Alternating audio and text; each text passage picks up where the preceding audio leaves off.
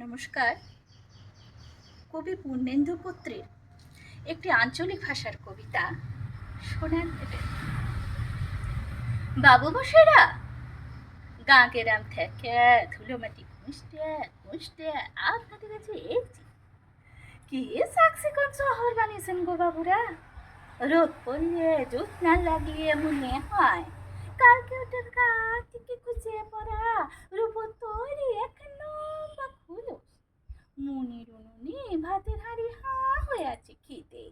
চাল ডাল তরি তরকারি শাক পাতা কিচ্ছু নেই, কিন্তু জল ফুটে চলেছে টকটকিয়ে। মশাইরা লোকে বলেছিল ভালো করে খেল দেখালে আপনারা নাকি পয়সা দেন। যখন যেমন বললেন নিচে নিচে হদ্দ পয়সা দেবেননি। লোকে বলেছিল ভানুমতির খেল দেখালে আপনারা নাকি সোনার মেডেল দেন।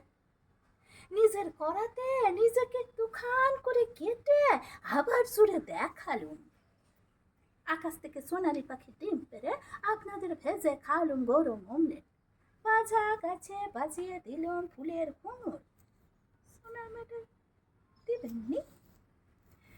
বাবুমশাইরা সে লেংটো বেলা থেকে বড় শোক।